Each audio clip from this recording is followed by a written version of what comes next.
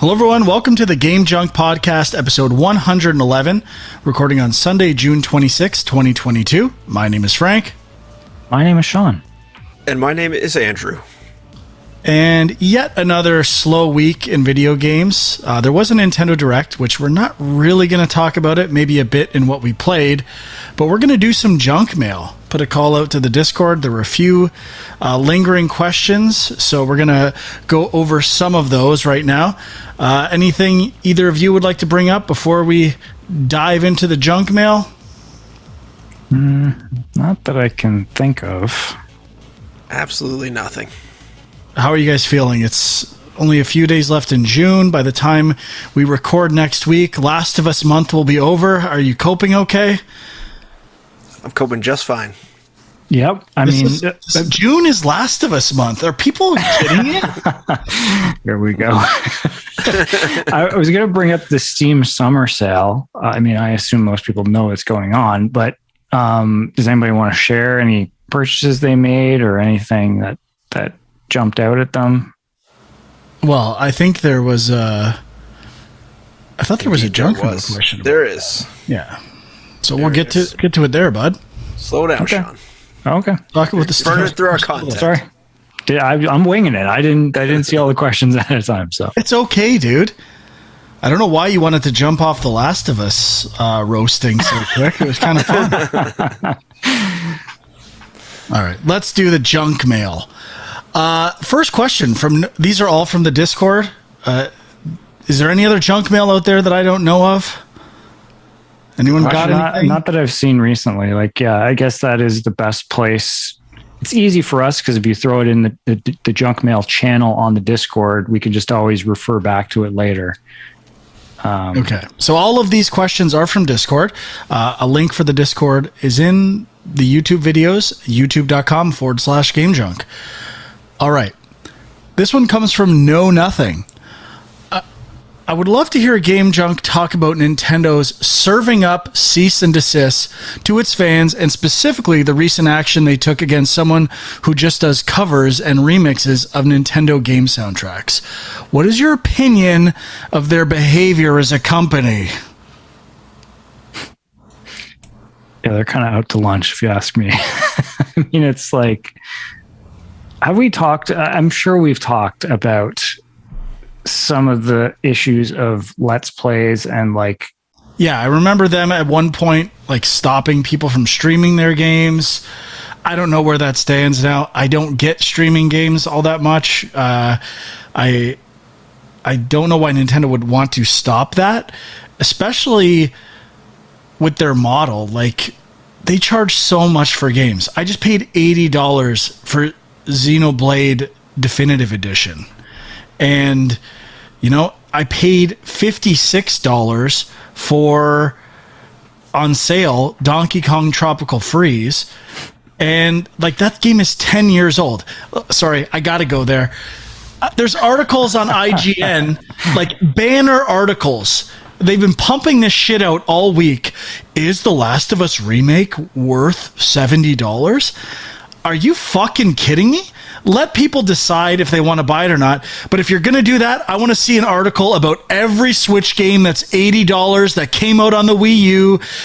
Every shit remake Nintendo pumps out that is barely a remake. It's just putting it on the Switch. Where are the articles? Is that game worth $60 or $70, whatever it is? Is it worth buying 2 Pokemons for $180? Everyone out there, what are these fucking clickbait bullshit Sony articles? Get off of it. What is going on here? It's insane. Everyone is going to buy The Last of Us Remake. It's a great game and it's going to look fantastic. And if you don't want to buy it, don't buy it. I don't care. Holy shit. The standard is ridiculous for what games get, attacked for their price and value. It's out of control. I do have a game in what I played that I'm going to talk about. That is a full $80 game that I don't think necessarily needs to be. But I just, the article that you're talking about, I don't know if you actually read it or just saw the headline. But I'm just curious, if it's approaching it from a point of view of are there extra things included in the game? Is that more what they're talking about? Or is it just basically railing on them for putting out a game that, is however old it is. And I don't know. I refuse to click on that article because that's what they want to happen. I'm just commenting from afar. I just want to say many companies charge a lot for remakes. First of all, that aren't even remade. They're not even adding graphics to it. They're maybe putting it in HD, but Wii U stuff was in HD. Those games are 10 years old. They're still $80. Get real. Don't buy it if you don't want it. Anyway, I guess I don't have a problem with Nintendo saying they don't want people to do that. I don't necessarily think it's a good strategy because it seems to be where games are nowadays. Like kids especially watch streamers. I was listening to covers of Mega Man 2 songs like all week. And I have to say, I might put the music of Mega Man 2 as a collection up against any collection. Beethoven, Mozart, whoever you want. I will put the melodies of Mega Man 2 and the variety up against anything. It is amazing. But yeah, I really don't care. I don't think it's that big of a deal, but I just don't think it's smart. What do you guys think? I don't think it's smart. I don't get it really. Like the one thing I do kind of understand is if people are trying to protect like spoilers or something in a game. Like I know some games have a thing where it's like if a cutscene comes up, you can't, like it blocks recording during a cutscene. Kind of can understand that. I don't. I think that's dumb too. Don't watch a stream if you don't want stuff spoiled. Yeah, well, I mean, but it's more about the company or the creators trying to protect it to some degree, I guess. But then Nintendo, and what's referenced here too. You could go on Twitter or any platform and just give all the details of plot. You can't how can you stop spoilers? Yeah, I mean that is obviously a big question, but cuckoo bananas, bud. But the Nintendo thing is partially about music too, right? Like in the question, it mentioned somebody who did covers and remixes of Nintendo game soundtracks. I've often wondered that. Like, I know you can't just, at least I don't think you can. Like, if somebody tries to just put up like Nintendo music from their games on YouTube, they get pulled down, I'm pretty sure. But do they have any way to make this stuff available? Like, is there a way to buy these things or like listen on Spotify? Like I don't know if they're actually monetizing Nintendo it. Stuff is on Spotify or Apple Music or whatever, but I don't know how that works with cover songs in general. Like there's tons of people on YouTube that cover, remix, fucking shred stuff, and I don't know if they are paying royalties or that's a whole different world, and I have no idea. I kind of get it. A lot of people will put a link to something in the video or like original sources. I don't know if it's auto generated by now at some point, but yeah, it seems a little strange. It just in general. Well, I mean, could you not argue that them being so, shut down on all of the streaming content is why they can still charge $80 for all their games and still get people to buy it at $80? I was thinking about that too, but people do stream all these games. They're old games. I think like their pricing model is kind of separate. If anything, it kind of I would just think add to people playing the games. I don't know for sure. I don't know if there's a direct correlation between watching a game and not buying it. I don't know. I would say if it's like a game like Breath of the Wild, people would still buy it regardless because that's more about the experience. But if it is a game more straightforward, I can see people just watching it and being like, that was fine. I think that would apply for a lot of like story-based games, but for Nintendo, I don't think that's what they make. The only game I can think of that they make that would fit that would be like Super or Famicom Detective or whatever, like something where it's just story and maybe some puzzle, like Professor Layton or something like that. I don't know. I see that argument for other types of games or genres of games. I don't really feel like that's Nintendo's genre, but possibly. I don't know. I don't have anything else to say. Anyone else? No, they're constantly behind the times. Seems like another it started a few times. I still don't know, based on the articles I see out there, how has favor not turned on Nintendo yet? How is it? How are they protecting? Like, there was like I remember an article about employees complaining about working at or being a contractor at Nintendo, and I just don't know how. Nothing to do with Nintendo sticks. No one seems to care, and I also pretty much don't care either. So let's move.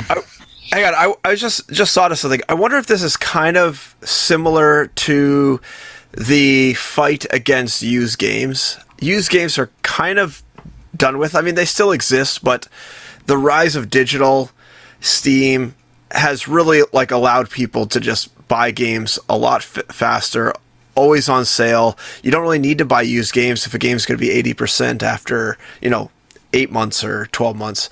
So I wonder if this is kind of like the next fight in almost like the piracy game, where they are viewing this as almost like piracy of their games. People are essentially, playing the game for free by watching it. And therefore, like, this is now how Nintendo is protecting their IP. Yeah, I guess part of it is I just don't understand the interest in watching something interactive. So maybe that's true. Maybe that it is just about viewing or passively taking in the content, but that's not why I play video games. So I don't know why anyone would, to be perfectly honest. Well, I'm sure you could watch it for entertainment in the background or something like that, but it would be to inform you possibly whether you want to play it or not. I guess the take would be, are people playing their games and saying this is not worth $80? Or is the response of people who stream their games negative to the point where it's affecting sales? Then I could see them saying, like, we should not have let people say this game is way worse than all of these video game journalism outlets give us high reviews for these terrible games. We need to keep our little circle of Nintendo favoritism nice and tight. Well, I mean, there's a lot of people that can't buy, the same game 3 times at full price plus 25 controllers and just like, pretend it's nothing like you can though, Frank. I mean, and these people maybe don't have access to the library. So they can't play all these games, so they watch them instead, so that they get to experience them because they can't afford to buy them. And maybe Nintendo is like, fuck you guys. You get some money and pay for my game. Yeah, I mean, like, I'm sure we've had this discussion in the past, and it is that weird line of like, okay, is watching a game on YouTube the same as playing a game? Or, does it hurt sales? I feel like it's been proven otherwise over the years, but maybe they still think that. I don't know. Ultimately, I think it depends on the game and the genre, but for the most part, I'm with Sean. All right, moving on. A little junk mail for our birthday boy, Frankie. Frank, you recently claimed that you loved the Resident Evil 2 and 3 remakes. However, as a self-proclaimed jump scare widow baby, how does one play these games without ruining your goth sport shorts? What's your secret? Is there a where's the jump for games? Do you only play at midday with all the lights on? Personally, jump scares are far more effective in the medium of video games.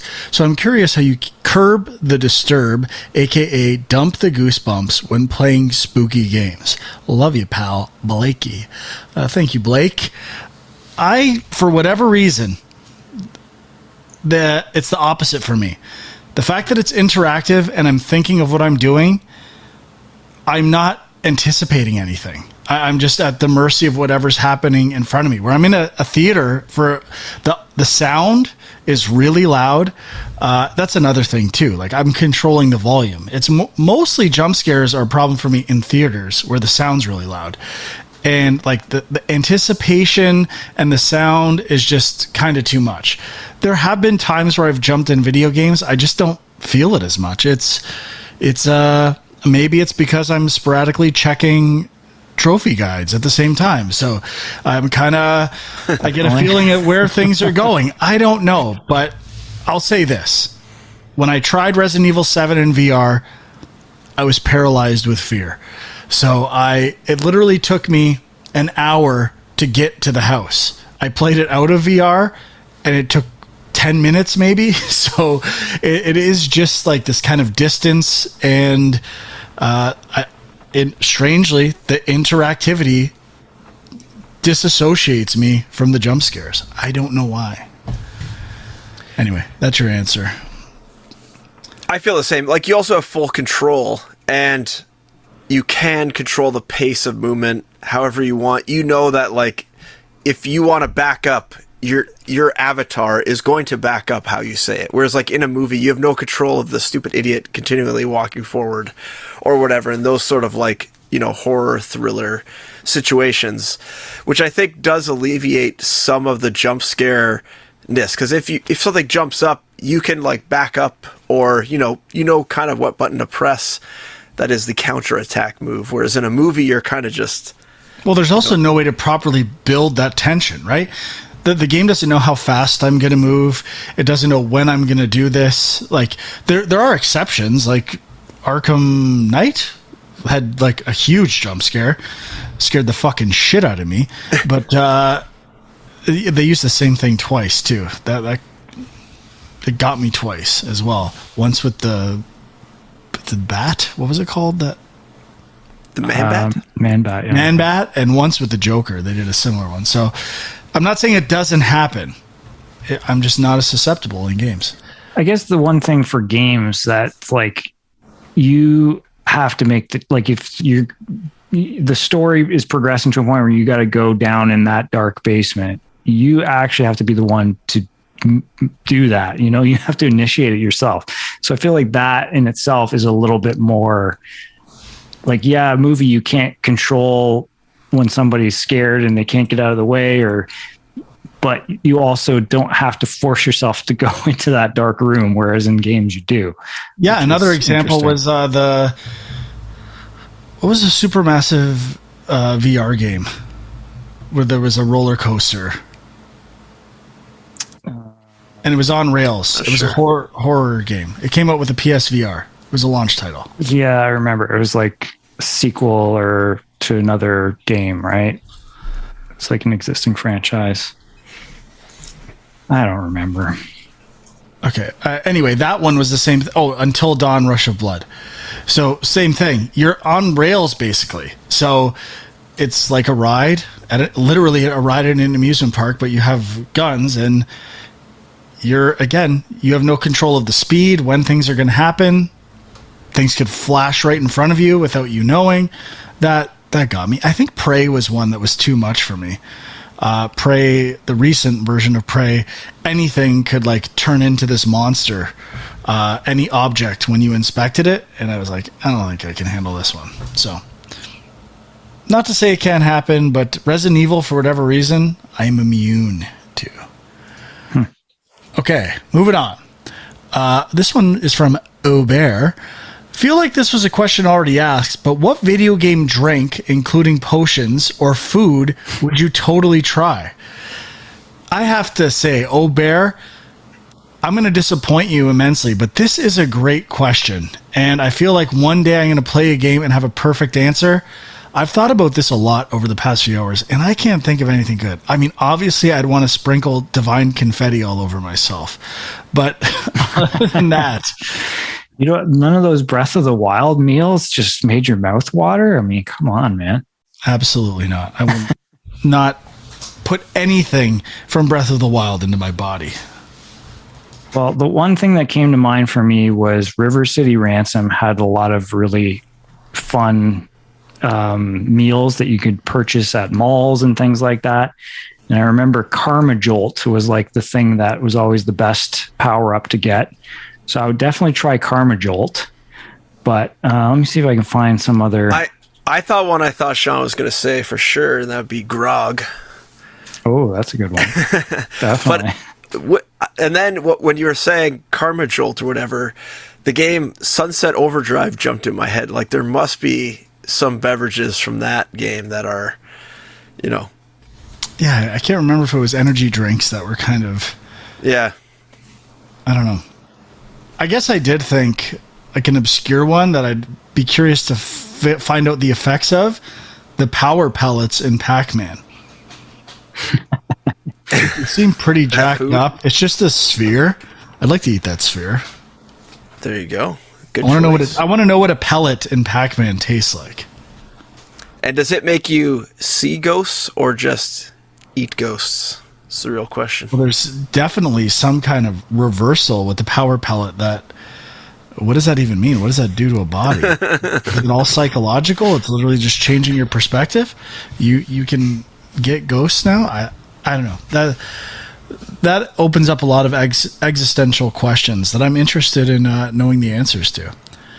But other like the classic answers like bullshit, like the mushroom in Mario and the classic power-ups. But I have to be honest, those don't interest me all that much.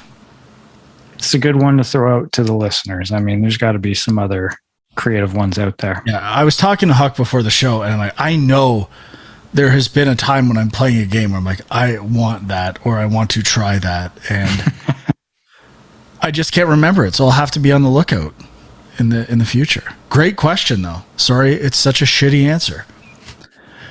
Maybe I'll update it in the future. Next one comes from Darth Murdoch. Another great question, in my opinion. Is the anticipation for a new console better than actually getting a new console? What do you guys think? Yes. I mean, like, no, but like getting the console wouldn't be as good without the anticipation. So I don't really. It's a weird question to answer. Yeah. I have two answers kind of to this. A long time ago, the answer was no. The anticipation was not better. Going and getting a Nintendo 64 the day it came out and playing it all day, having the console was better. And like playing those games for the first time, feeling the controller in your hands, just that experience I think is better than the anticipation. However, in today's day and age, getting the console is usually a disaster. The last 5 I've bought, they haven't showed up on time. When you start it, the network is down. Like both my Xbox One, PS4, PS5 was pretty smooth. I think the Wii U was a disaster. Like getting the console never goes smoothly because of online integration. And that process, there's bugs with everything. Like that is the biggest problem. And now adding on top of that, the need to revamp user interfaces and systems like with the PS5, I still think the dashboard for the PS5 sucks. And it's just adding another layer of stupidity onto the game, where the old PS3, PS4 was perfect. So now it's not quite the same thing. It's not just putting a game in and playing it. The console comes with a lot of overhead and annoyances. So unless, there's 5 launch games that are amazing, nowadays the anticipation is way better. In the past, getting the console was way better. Well, also now there's way more hype than there was before. Like so many details and things you know ahead of time before the console comes out. And now it feels like a lot of the consoles launch with like upgraded versions of last gen games to start with. And you're like, I've already played these games. Like it's not. So if I had to say my favorite part across generations of a new console is like the week or two. This used to be in magazines. Now it's on websites. When they get the consoles ahead of time and they start dropping the reviews. I remember the first time I saw Halo reviews and it was like 9s and 10s. And I thought the game was a joke, basically. I was never buying an Xbox. And then I saw people losing it over Halo. And I was like, oh my God, I have to have one of these. And I just love these games that come out of nowhere. It doesn't, like Sean said, it doesn't happen as much now with like remakes and they just port stuff over. But back in the day when a new franchise was like debuting on a console, that was the best. I'll tell you, the most depressing console launch ever was the GameCube. It had like Luigi's Mansion and nothing. I'm like, I bought this thing and I can't even play it. These games all suck.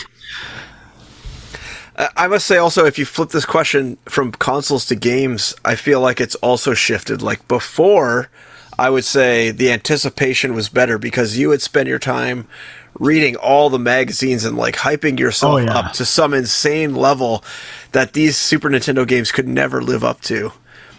But now, like, there's so much coverage, there's almost too much coverage, you almost just like shut off your brain, and then the games come out and they're so good that I would say now the games are better than the hype. There's in almost most cases. I mean, a lot of that is video, right? Like too much video. You can basically form a complete picture of the game in your mind before you play it, where a little video, like just a little tease of video, is perfect. I can't remember the show. There was a short-lived video game TV show, and they showed was it Consumer Electronics Show footage of Nintendo 64 of Mario swinging around Bowser in the boss fight, and a few other scattered images, like just 2-second clips. And I taped it and watched that little portion. It must have been at least 100 times. And it was so, like, that anticipation. I mean, the Nintendo 64 was the ultimate console launch for me in terms of perfect hype, like the satisfaction of finally getting it. There will be none better than that. Okay, moving on. Sean, getting back to your question at the beginning of the show, this one comes from Dustin. Hey guys, anyone popping on any of the sweet deals in the Steam summer sale? Yeah, so I actually haven't bought anything yet. I was like going through my wish list of like stuff and like what's on sale, and I was like, okay, yeah, I'll probably buy a few things. But I was talking to Frank yesterday about this. I've been getting into like the key CD key or key code, whatever, like those sites that sell games for cheaper. And I don't know the legality of these things, but like some of the deals on those things are insane. Like now it makes the Steam sale look not so great. So half the time, even when something's on sale on Steam, I'll check these sites first and it'll be cheaper. And I'll be like, okay, I guess I'm just getting it here. But yeah, a couple things I have my eye on. Like there's a kind of Metroidvania type game called Haiku that's been getting some pretty good reviews that I'll probably pick up. A few VR things. Boneworks is on sale. Been meaning to get that. Is this Haiku the robot, Sean? Yeah, Haiku the robot. Sorry. And I think there was something else, but I can't remember now. What about you guys? All right, sorry, I'm just buying Haiku. Well, you're not alone. I also haven't bought anything yet. I've been away for most of the sales, so I'll blame that. But definitely, I took a quick scan of my wish list, and there's definitely some big, 80% off items in there that I'll probably jump on whenever those kind of. I don't think they ever go to 90, or they rarely go to 90. So usually, 80 is a good time to jump in there if you're still looking for it. But most of my stuff is older. I had a few of like the older Capcom collections on there that I think are for $5 right now. So like the Castlevania one, and I can't remember the other one that I have in my cart, but a couple things like that. Older games, some newer games, but a nice variety. I bought some stuff. I may buy more. I rebought Cuphead for the third time. Hopefully going to play it. I bought Her Story and Telling Lies based on a recent episode. I bought Pixel Junk Eden, Return of the Obra Dinn. Want to try it on PC. Beautiful. Original Risk of Rain, Scourgebringer for the third time. And finally bought Witcher Wild Hunt on PC. And Geometry Wars games. So just some stuff I knew I wanted that I will probably never play. I didn't spend a lot of money, but I will maybe buy some more. And I just bought Haiku. Okay. I buy so much stuff on Steam that I'll never play. It's that talking about anticipation versus the console. I like buying stuff more than I like playing stuff. It's sad. That should be one of a show idea. We just do our Steam organization strategies for the absolute gluttony of games that we have on there. Yeah, I've been that I'm curious in, because I use their lists, and I'm not crazy about it. Like I wish there was a more interesting interactive way of organizing your games on Steam, because the list, like if you have a lot of games, it still takes forever to go through it. I don't really like it. So anyway, next question from, this is a continuation of Dustin. Yeah. Huck, have you been able to use any of your Insider Connects to get your hands on a Steam Deck yet? Unfortunately, no. There are no insider connections that I'm aware of. I'm not that in with Valve as probably some other people are, so unfortunately, no. Sean, I know you mentioned this last week, but still playing Diablo Immortal? Hit any paywalls yet? How are you finding it? I haven't played any more this past week, but I played a fair bit. I'm like level 37 or something now. And again, I think it's a great game. I've played that whole time without hitting a paywall. I have hit some points now where there's grinding required. You have to get to a certain level.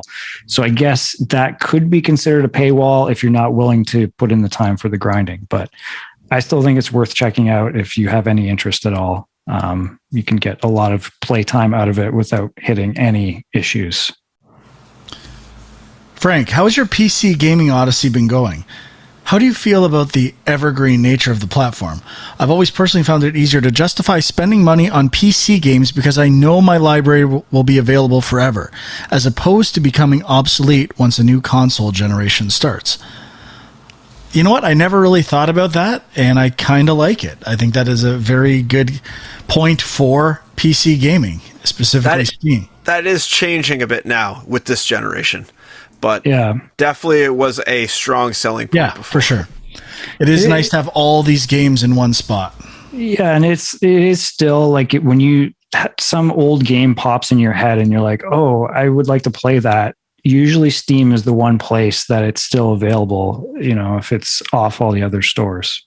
That being said, even some of the older Steam things can be a little bit of a problem. So I tried to play Knights a while back. It was a nightmare trying to get it to run on Steam. I fired up Geometry Wars 2 today, and that crashed as I was opening it, and trying to run Shadows of the Empire. I had bought the one time we were talking about it.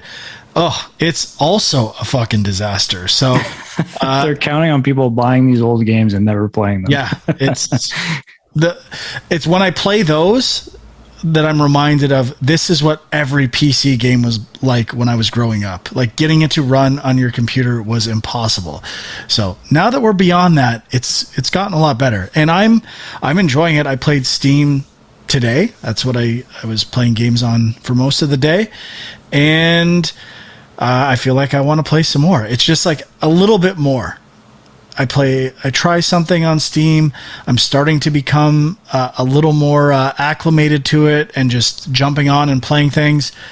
It's getting there. I think it's starting to take. We're not there yet. But I've barely played games the last 3 weeks. So we'll see how the summer goes now that I have some time to really get some gaming done. Bonus Frank, how gross do you think Steam achievements are, considering you can download a program to artificially give yourself achievements in any game in your library? I didn't know that. I also didn't know that. Could be a problem for Frank. Could be a problem. Way to ruin Steam gaming. What if I just gave myself every achievement in every game I own and then just played the stuff I like? Like, it could be a completely freeing experience. However, true.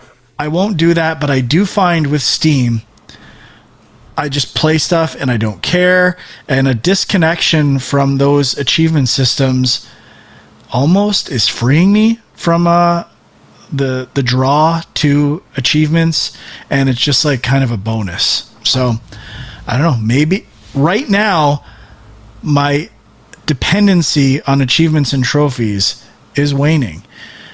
We'll see where we are in a few months' time. This has happened before. I'm not committing to anything yet.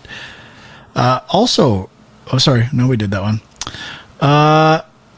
Again from Dustin. This is this is kind of a question, but whatever. Fuck it. We'll talk about it. Finally, here's a hot take to discuss. I vividly remember the PS3 days when PlayStation heads argued that we call them like Blue Haze. When the Blue Haze argued that the PS3 controller was so superior compared to the Xbox 360, and yet those same PlayStation heads today turn around and praise the new PS5 controller for being such an amazing step forward in ergonomics. Newsflash, the PS5 controller is lifting the design Xbox has been using since the 360. That being a controller that actually contours to a human hand. Junk Boys, I thought it might be fun for you to break down your personal favorite controllers from each console generation. I'll leave it up to you to decide how far back you go. I hope we have some Nintendo 64 apologists among you. Feel free to cherry pick any of these questions, by the way. I won't be offended if you omit some. Too late. I think someone replied in the Discord, Game Junk Prototype 51. We did our top 5 controllers. This is like per generation, but I think it kind of captures everything. My favorite controller of all time is the PS4 controller. Between the DualSense 5 and the current Xbox Series X controller, I prefer the Series X. It feels a bit better. I find the DualSense 5 to be a bit bulky. The PS4 DualShock was perfect for my tiny widow hands. I loved it. It will always be my favorite controller, I think. It just is perfect for me. But I mean, everyone has different hands, so like the Xbox is pretty good. DualSense doesn't feel that natural in my hands, but I do like the features of that, like the haptic feedback. I don't think people are praising the ergonomics of that controller as much as like just it's doing new things. Maybe I'm just not hearing about that. I haven't heard many people saying, "Oh, this controller feels so good in my hands." It's more, the haptic feedback, the triggers are really cool. Am I missing something here? I haven't heard that specifically. I mean, I won't spoil what my number one controller was in our top 5, but that controller, I think, influenced where we are with the current gen. And I think both DualSense and the current Series X controller are great. I'm assuming yours was the Nintendo 64 controller then? No. Well, just say it. Who cares? Fine, I'll say it. It was the Xbox 360 controller, which, yes, the D-pad wasn't the best, but the feel of that controller, the shape of it, and the placement of everything, I think every other controller that's come after it has basically followed that format. Sorry, Sean, I got to come after you here. It's not quite the same, but if we're talking about paving the way, if specifically with your take, what about the S-Type original Xbox controller? It's almost the same. It's close, but it didn't. That one was still really clunky. To even this, like that's the smaller version, right? Like obviously not the original one that came with the original. You can Xbox. say that the white and black buttons were awkward. I wouldn't argue there. Yeah, I mean those were not used that much anyway. But yeah, no, it still didn't feel great to me. Something about the 360, it just fit in your hands perfectly. And my sentiments are the same as Sean's, but if we're talking about the most influential controller, it's got to be Nintendo 64. Everything we have now, the triggers, that was like the Z button under the analog stick. It really, to me, was pushing all the ideas that we have now, including incorporating an add-on for force feedback and rumble. It piecemeal created the modern controller. I'll leave it at that. I guess just on his point about the PS3 controller, I remember a lot of people being like people I knew being big fans of the PlayStation, like PS1, PS2, PS3, and arguing that those controllers are the best. Never liked any of those controllers. Yeah, good point. Me, it wasn't until PS4 that they actually had a solid controller. I have a weird appreciation for the DualShock like 2 and 3, that the 2 analog sticks are like symmetrical, that they are kind of in the middle and your thumbs kind of go in the same position when using them, depending on the game. I like that too. I like DualShock 2 and 3. I'm not crazy about the R2 and L2 triggers on the DualShock 3, but I really like the shoulder buttons on those controllers. So I like those controllers as well. I think PS4 is perfect. I like the PS4. I mean, I have a problem with the PS3 controller and probably the PS2. I always found the analog stick tops would always wear away and almost like fall off, like disintegrate, and I had a big problem with that. I will say when this. You're a hardcore gamer like I was, put in a lot. I've never had a problem with my analog sticks wearing off. Maybe I have like very soft hands. I don't know. They're very dry, maybe. I'm not No, sure. the opposite. Sweat Moist. I don't do a lot of intense labor. These are untouched hands. They're very soft on controller sticks. Finally, from Patrick. Sorry, just before we jump to that one, there was another question here on the Discord that's kind of related to controllers. I don't know if you missed it, Frank, from Caviar Steel. Curious if any of you have ever broken a controller out of frustration. I did miss it. Thank you, Sean. I was giving you dirty looks on the video. But, I did have that. Maybe I skipped over it. I have never done that. If so, what games caused it? If not, what games in general have you experienced the most anger over? For me, it was Halo 2 and 3 ranked, some of the earlier renditions of Call of Duty, and a personal rivalry I had with a good friend over Wii Golf. I mean, I've broken some. I mean, I can show you one right here. From dropping it, the stupid thing falls off. The right bumper falls off when I drop these Xbox controllers on the ground all the time. If they hit just right, it snaps it right off. For the record, Game Green, that is an Xbox controller. Xbox. But was that out of anger that you dropped it, or no? It was not. That was just out of. I mean, it was just. You know what it probably was? It was like it was connected by the cord, and I like jerked back or something, and then it flung out of my hand, and so maybe. In theory, it was anger, but I have never like thrown one at a TV or anything like that. But I had a friend in high school. It would have been probably PS1, PS2 maybe era, and he broke like every controller he touched, and it was mostly like NFL Blitz and like NHL games. Like if he got scored on, that controller was across the room, like every time. I did break a few Commodore 64 joysticks back in the day. Yeah, there was a lot of jerking motions. Out of anger, Sean? It was out of anger. I don't remember specifically what game, but it probably was like a Summer Games or something like that. Yeah, probably.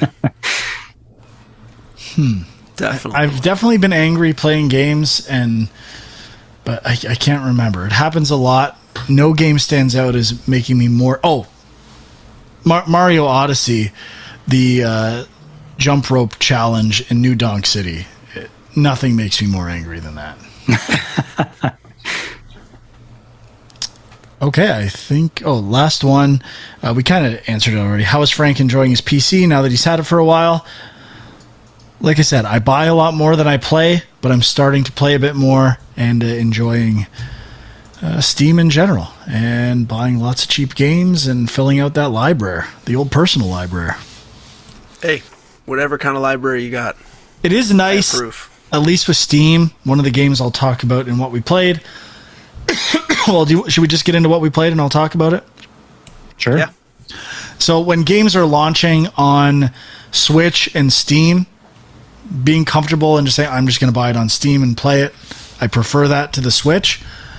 Which I did with Neon White, which Sean talked about last week, right? Mm-hmm.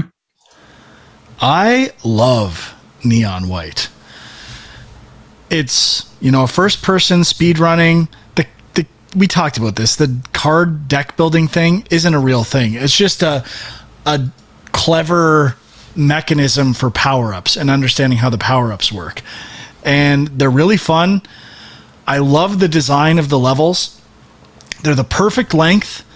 Getting the best time is set up in such an addictive way. You unlock a little, they call it insight on the level. You get better and better. You can see your ghost for time trials. And then eventually they give you a hint for like how to do the level well. And I've been getting, I have to get perfect on every level at some point. Find the collectible, which is usually really clever. I just think the size and scope of each level is pretty amazing. I do not like the dialogue in between, the attempt at the Hades stuff. I do like the bonus stages you unlock there, but the actual voice acting and story, I really don't care about. So, but I really like the design of this game, and it's very fast, feels great. The shooting is kind of, I was worried, like, am I gonna be able to shoot fast? Like, you have to go really fast, and aiming, I was worried about how accurate I would be. It hasn't been a problem at all. The game feels great, and I generally like the aesthetic of everything. The only thing I'm not crazy about is the voice acting and amount of voice acting. You say what platform you're playing on? Steam. Steam. Okay. Keyboard, mouse, or controller?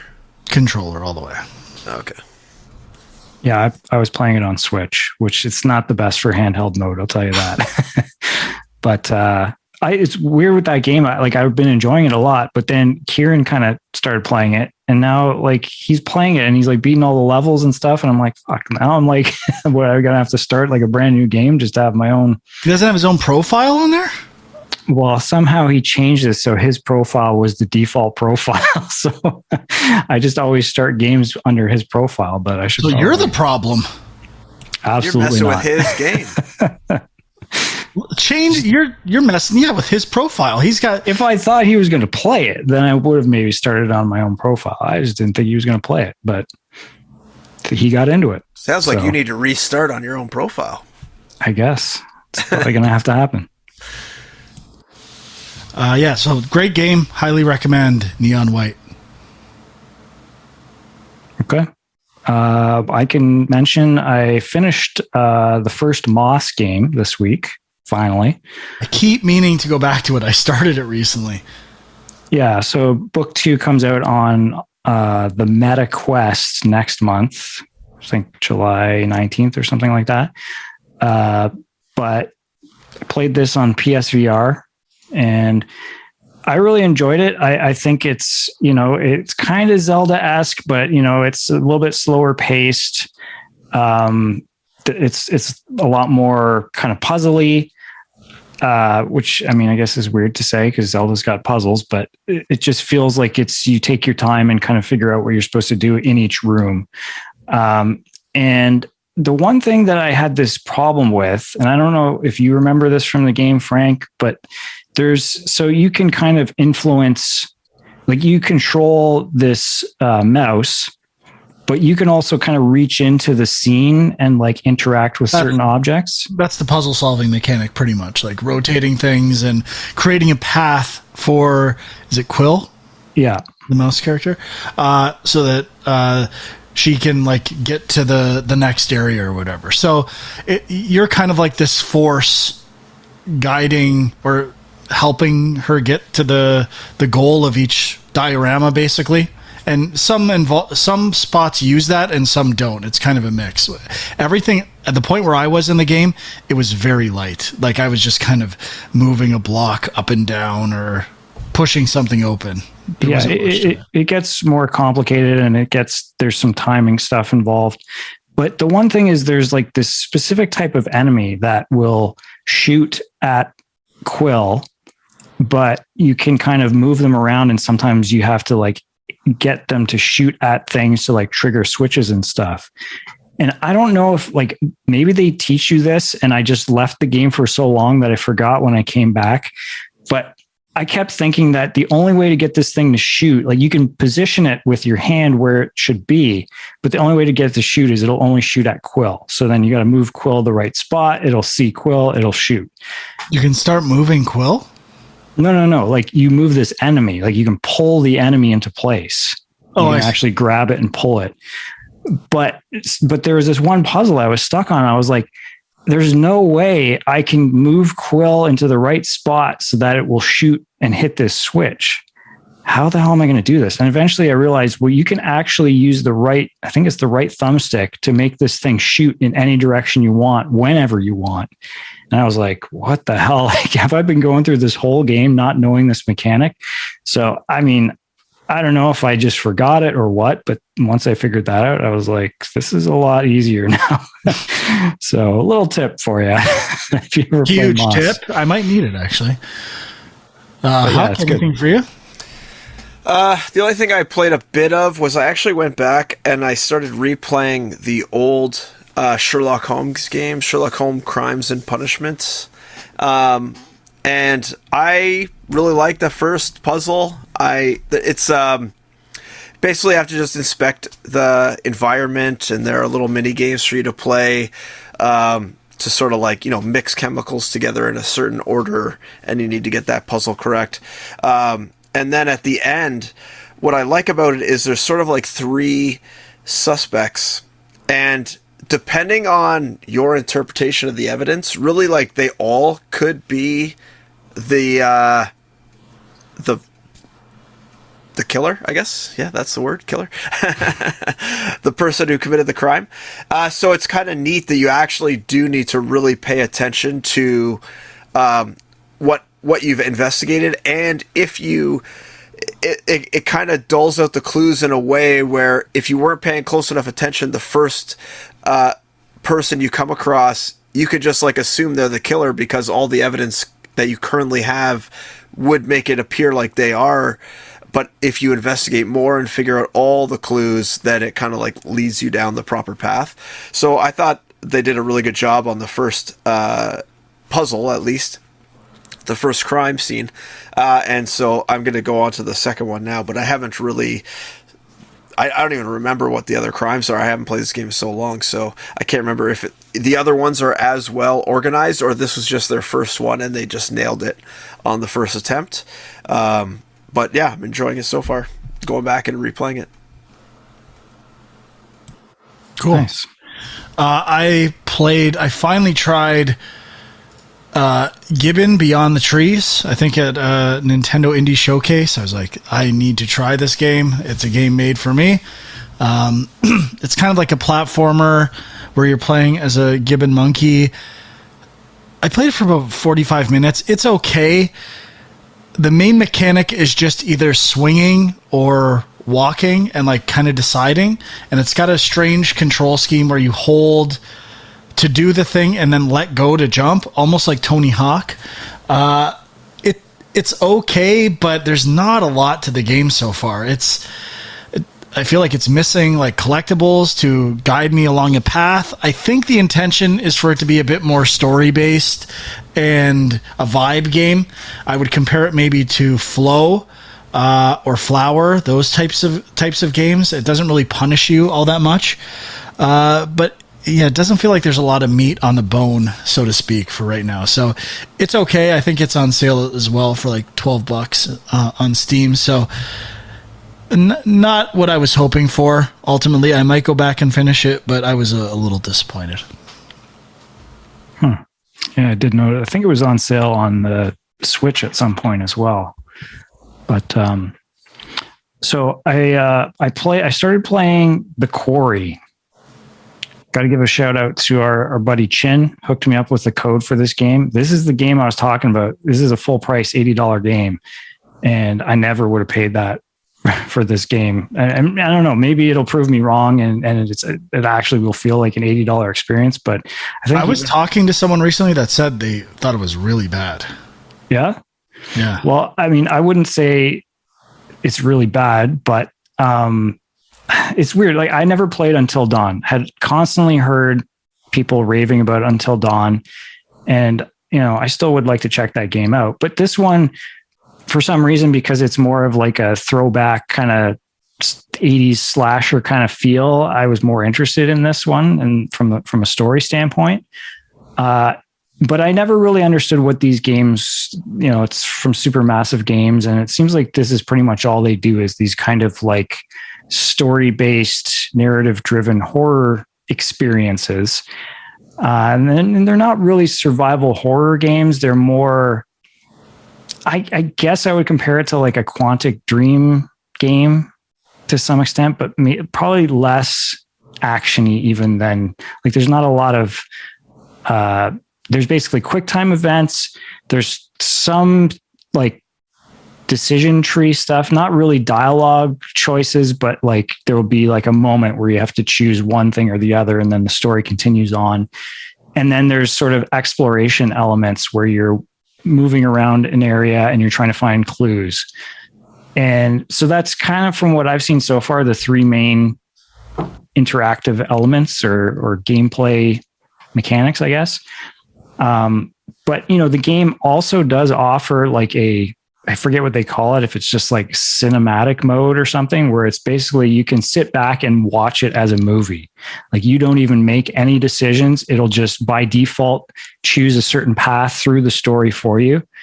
And that's just a weird thought to me. Like, why would you do you actually set that up, or is it just like if you don't touch the controller, it defaults to pick something because your time is up? Or do you actually say like, I don't want to make any decisions, like just show me what is up? I don't know. Yeah, I wonder how it does like the QuickTime events and the exploration parts. Like maybe it just skips them, or I don't know. So there is question. Like a mode you click. Yeah, it's a specific mode from the main menu. Which, and it's just weird to think back, like games have for so long been trying to emulate, Hollywood movies. Like that's what they've been trying to get to. And they're kind of like, from a technology standpoint, they're there now. Like, you can sit and watch a cutscene from a really well done video game with great voice acting and performance capture. And it's like, yeah, okay. I'm watching a movie basically. But, if you were choosing between the two, would you rather watch the game or the movie? I feel like I still would rather watch the movie. Neither. I'd rather play the game. Yeah, I mean, I thought the voice acting. If you're going to watch it, this cannot be the level of a movie. Exactly, and the voice acting was good, and it is a pretty well known cast. I can't remember who all is in it, but it was a lot of recognizable names. The main guy that's in the opening sequence, I recognized him for sure. I can't remember his name. David name. Arquette was in it. David Arquette is in it, yes. Justice Smith. Who's the guy I'm thinking of? He was in I don't even remember. He's been in a lot of comedies recently. Oh, Skylar Gizondo. Is that his name? Yeah, I think that's who it is. He was in Booksmart and Licorice Pizza. Okay. So anyway, I don't know. I my thought going into this was is it going to be just watching a movie? I do feel if you're not doing that cinematic mode, I felt like I was actually doing something and I was kind of engaged. I kind of was interested in the story. So, I'm liking it more than I thought I would. So I'm going to keep playing it, but I don't know. I've also heard from a lot of people saying it's nowhere near as good as Until Dawn. So now I'm I guess I got to see what Until Dawn's all about at some point. So I don't know. They've also, what are the other games that Supermassive did? They did that trilogy or something. Man of Medan. Right. Which seemed to get pretty good reviews at the time, but I thought it was bad to be not playing it, but I thought the reviews were bad for those games. Oh, were they? I don't know. That's my recollection. I thought some of them were pretty well reviewed, but maybe I'm wrong. Anyway, that's the Quarry. And if you're a horror fan and if you enjoyed, I guess, some of their other games, you probably will enjoy this. Hawk, anything else for you? No, nothing for me. That's it. Nothing for me either. Sean, anything else? Well, I just got to mention I did start playing Resident Evil 2, the remake. Have not got very far in it, but it's happening. So I don't really have much more to say about it right now. Weird random observation. I like the sort of old school adventure game puzzle elements of those Resident Evil games. I'm sure that's the thing everybody probably hates now because they're the one remaining not modern thing about these games, but I like those elements. But it looks great. My question, which I posed to Frank the other day, why did they never do this for Resident Evil 1? Why is there not a, over the shoulder full action version of Resident Evil 1. Seems like it would have made sense, but the best answer I could summon is that the house isn't that interesting. It's small, and a lot of it is based on like weird overhead camera angles. Like that was almost the game. You enter like a stairwell that's really only interesting because you're seeing it from the top. I still think they will do it one day, and I cannot wait to play it, to be perfectly honest. Yeah. Okay. Okay, I think that's everything. Thanks for everyone who sent in junk mail on short notice. We appreciate it. The Discord, if you want to join, there's links on our YouTube videos, youtube.com/GameJunk. I think there's rumors in the last few hours of a new Nintendo Direct, another one this week. We'll see. Maybe there'll be some big things to talk about there. But until next time, thanks for listening. Bye-bye.